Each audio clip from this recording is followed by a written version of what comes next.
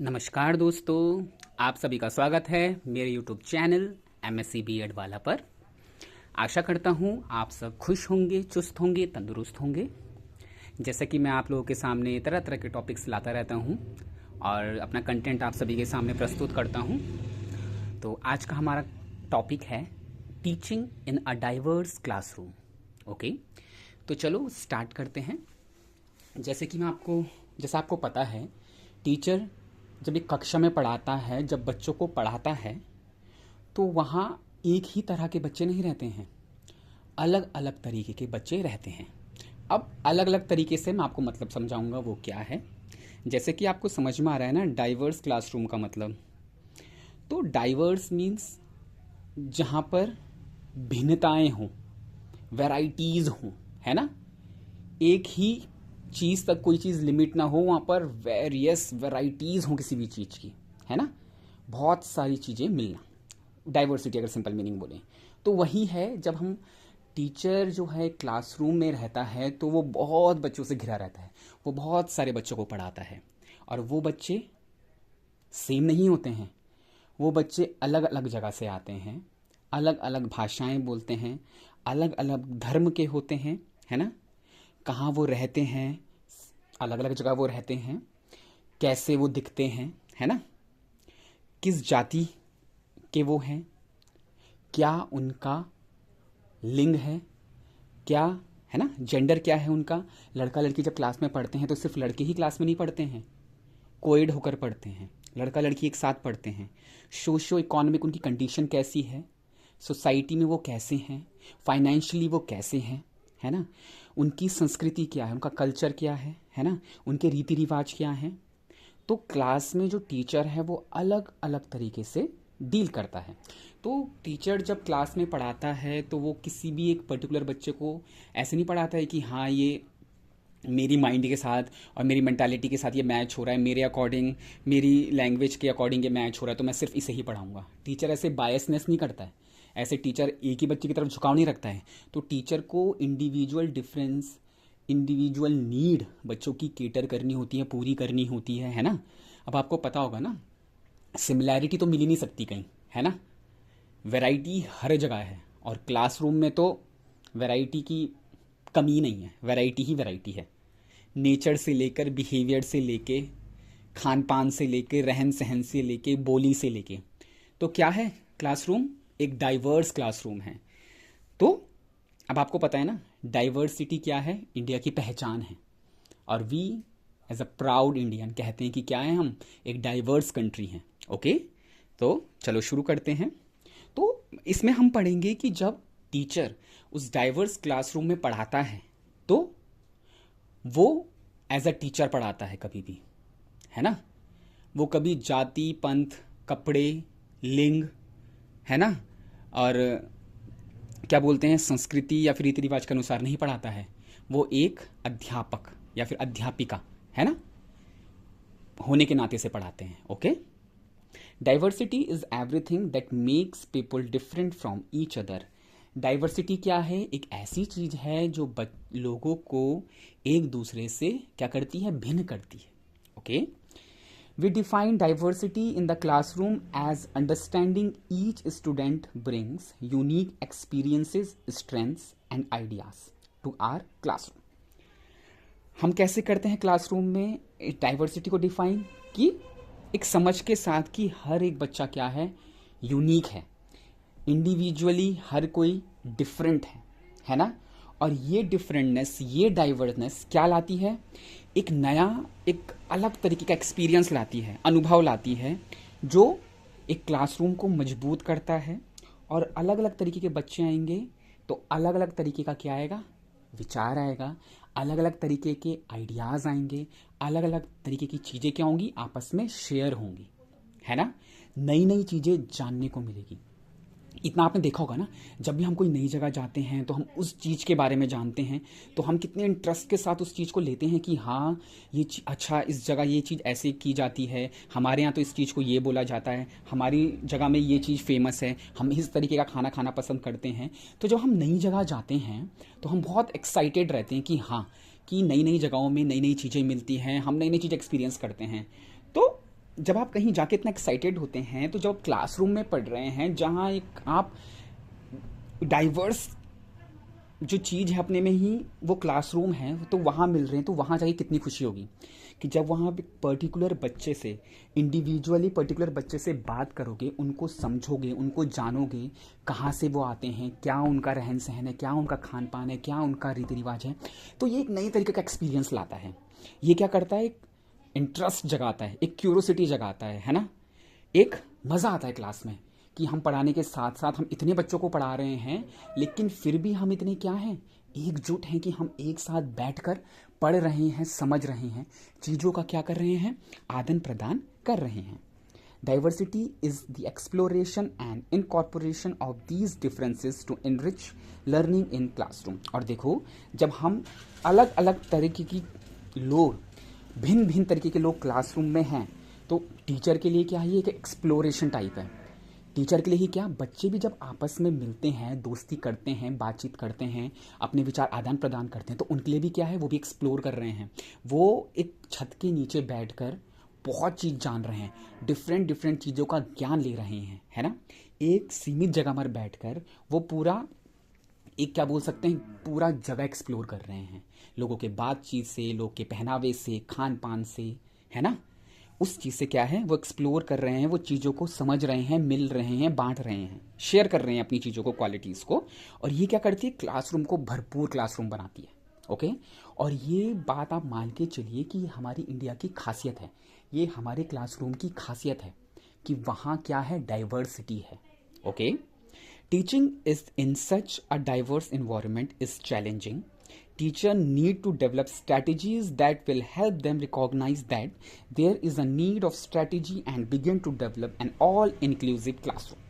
अब आप देखो, अब जब टीचर पढ़ाता है तो आपको पता है ना, अलग अलग तरीके के लोगों को साथ लाना है, साथ में पढ़ाना है, समझाना है। और टीचर का क्या काम होता है कि जब वो कोई कॉन्सेप्ट क्लियर कर रहा है, तो वो पर्टिकुलर हर बच्चे के क्या होना चाहिए, समझ में आना चाहिए। अब ये टीचर की ड्यूटी है, वो कौन से पैतरे आजमाएं, वो कौन से तरीके आजमाएं जिससे वो बच्चों को ज़्यादा से ज़्यादा अपनी बातों को समझा सके, ज़्यादा से ज़्यादा अपनी बातों को उनके समक्ष रख सके। ये टीचर की ड्यूटी है। ओके।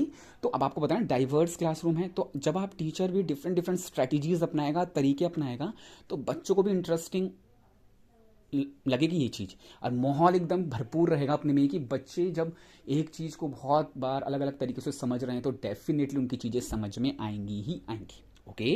अब जैसे बच्चे लैंग्वेज सीखते हैं, अब आपको पता है हर किसी की मदर टंग डिफरेंट है। स्कूल में हम इंग्लिश में पढ़ाते हैं, हिंदी में पढ़ाते हैं, बच्चों को समझाते हैं, बहुत लोग कॉमन चीज़ अपने में क्या करते हैं, शेयर करते हैं। Student with special needs, cognitive disabilities, psychiatric disorders and physical impairment, addressing need of gifted student, learn to keep your gifted students engage and interested. Okay. अब जब हम इंक्लूसिव क्लासरूम की बात कर रहे हैं, तो हर तरीके का बच्चा जो है क्लासरूम में पढ़ता है। ओके। हर किसी का अपना पेस है, हर किसी की अपनी रफ्तार है चीज़ों को समझने की, करने की, बोलने की, है ना। अपने, हर किसी के अपने आइडियाज़ हैं, अपने बात है व्यक्त करने के लिए, अपने, हर किसी का अपना ओपिनियन है। तो क्लासरूम में जब हम इंक्लूसिवनेस की बात करते हैं, तो समावेशी शिक्षा की जब हम बात करते हैं, तो हम सबको साथ लेकर चलने की बात करते हैं। ओके। अब बच्चे जो स्पेशल चाइल्ड हैं, जिनकी डिफरेंट डिफरेंट नीड हैं, तो उन बच्चों की नीड को भी पूरा करना एक टीचर की जिम्मेदारी है। सम टोटल बात क्या है, बच्चे की नीड पूरी होनी चाहिए, चाइल्ड सेंट्रिक चीज़ें होनी चाहिए। जब चाइल्ड सेंट्रिक चीज़ें होंगी, तो बच्चों को एक्टिवली काम करने में मज़ा आएगा, बच्चे उस काम को करने में क्यूरोसिटी, इंटरेस्ट, है ना, और इंक्यूजिटिवनेस, जिज्ञासा पूरी अपनी दिखाएंगे। बच्चे अटेंटिव रहेंगे, एक्टिव रहेंगे। ओके। और लर्निंग एक्टिवली ही होनी चाहिए।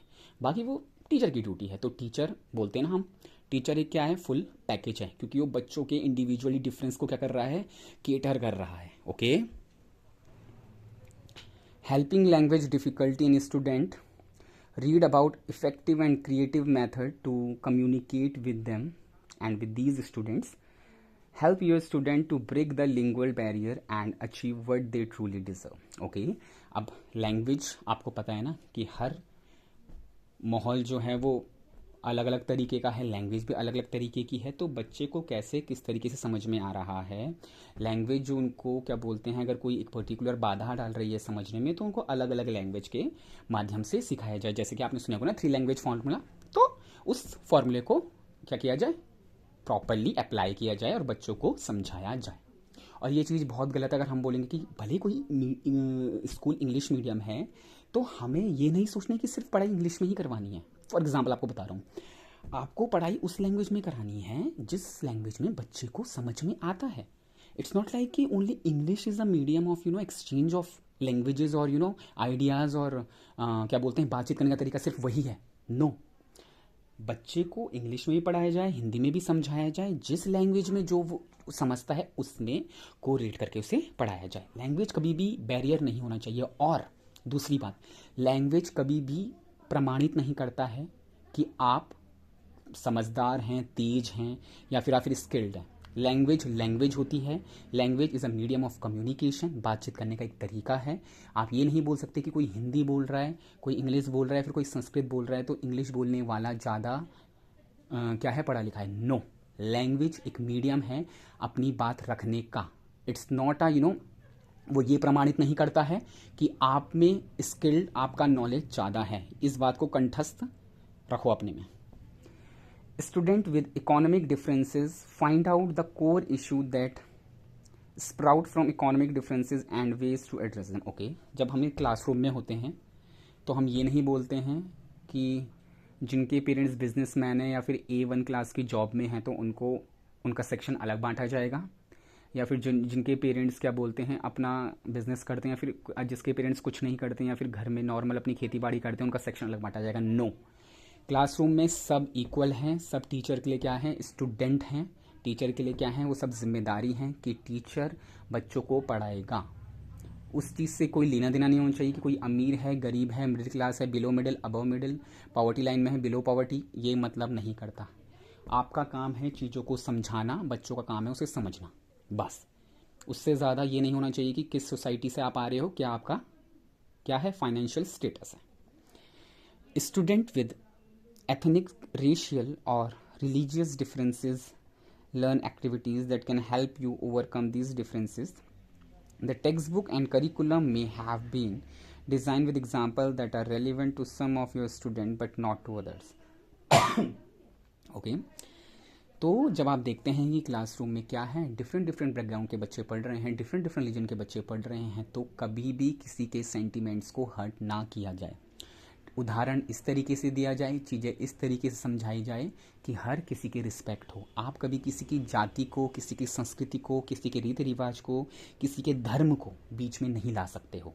ओके, तो जब कोई एग्जाम्पल समझाया जाए तो ये ध्यान में रखा जाए कि वो किसी को भी हर्ट ना करे, किसी के सेंटिमेंट्स को हर्ट ना करे।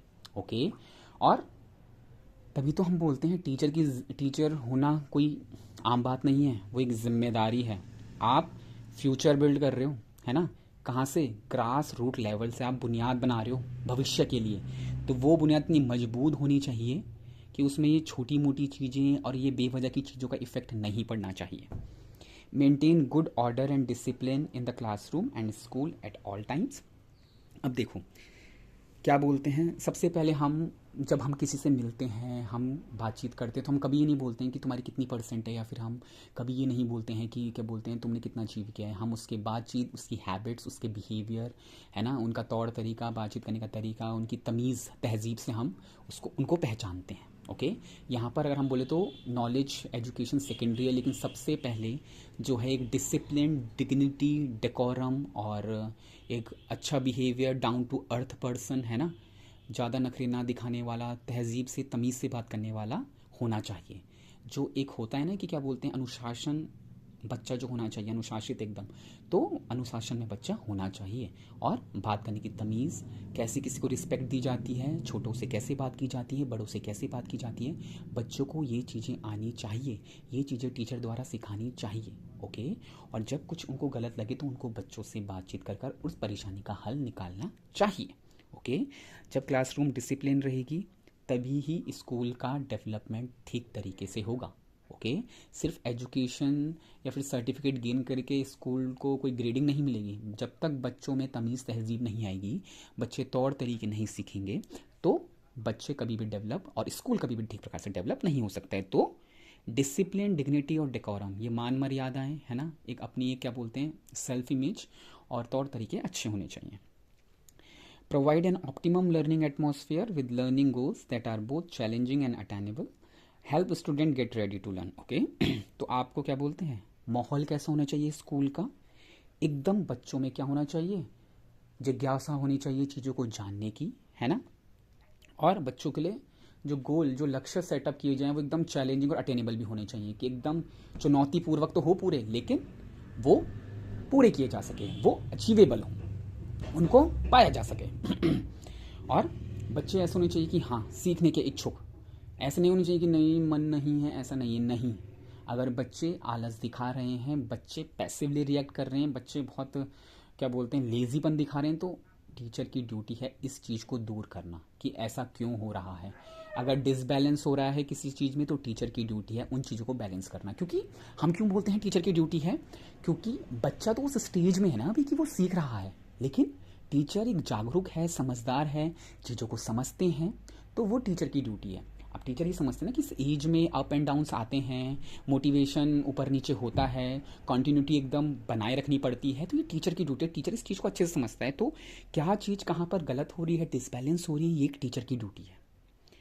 Continuity strive to improve teaching performance and use assessment results not only to evaluate students but also to find out whether teaching methods are working.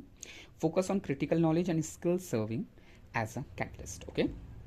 तो लगातार आप क्या करते रहें, बच्चों को असेस करते रहें, इवेलुएट करते रहें, और ये भी देखें कि बच्चों को जो पढ़ाया जा रहा है, जिस स्ट्रैटेजी से बच्चों को समझाया जा रहा है, बच्चों को वो ठीक प्रकार से समझ में आ रहा है कि नहीं आ रहा है। अगर नहीं आ रहा है तो उन चीज़ों में बदलाव लाया जाए, उन पढ़ाने के तौर तरीकों में क्या लाया जाए, बदलाव लाया जाए, ताकि बच्चा इंजॉयमेंट के साथ पढ़े, बच्चा गहराई से सोचे, गहराई से समझे। ओके, और बच्चों को क्या किया जाए, एक्टिवली मोटिवेट किया जाए लगातार, और कभी भी क्या बोलते हैं बच्चों में डिफरेंसेस क्रिएट ना किए जाए। ओके, हर बच्चे की बात सुनी जाए। जैसे कि मैंने बोला कि डिफरेंट डिफरेंट लैंग्वेजेस के क्या हैं बच्चे आएंगे, डिफरेंट डिफरेंट रीजन के बच्चे आएंगे, तो भाषा को हम कभी एक सीमा तक ना बांधें, और भाषा को हम कभी एक प्रमाणित ना करें कि पर्टिकुलर भाषा से ही एक बच्चा एजुकेट होता है और दूसरी भाषा से नहीं होता है। किस भी रिलीजन से बच्चा आए तो बच्चे की हुनर को देखा जाए, ना कि बच्चे के जातीय धर्म को। किस एरिया से वो आता है, क्या उसकी ज्योग्राफी है, किस पर्टिकुलर एरिया से वो बिलोंग करता है। ऐसा नहीं होता कि एक ईस्ट ज़्यादा नॉलेजेबल बच्चे देता है और वेस्ट नहीं देता, ऐसा नहीं। बच्चे की काबिलियत, बच्चे का हुनर देखना जाना चाहिए, बच्चे का कास्ट, जेंडर और रेस नहीं। ओके, बच्चे का क्या स्टेटस है, क्या वो खाता है, क्या वो पीता है, क्या वो रहता है, क्या वो संस्कृति फॉलो करता है, किस तरीके के रीति रिवाज वो फॉलो करता है, इस चीज़ पर ध्यान नहीं होना चाहिए। बजाय इन चीज़ों को क्या करना चाहिए, एम्ब्रेस करना चाहिए, बढ़ावा देना चाहिए, कि हाँ, कि बच्चों के बीच कभी ऐसा बोलना चाहिए कि चलो आपके उसमें क्या किया जाता है, कोई नई चीज़ बताए, आपके उसमें क्या एक डिशेस है, तो बच्चे इंटरेस्ट करते हैं। जब हम क्लासरूम क्या बोलते हैं क्लासरूम एक्टिविटी को आउटसाइड क्लासरूम वाली एक्टिविटी से जोड़ते हैं ना, तो बच्चे उस चीज़ में इंटरेस्ट दिखाते हैं, है ना।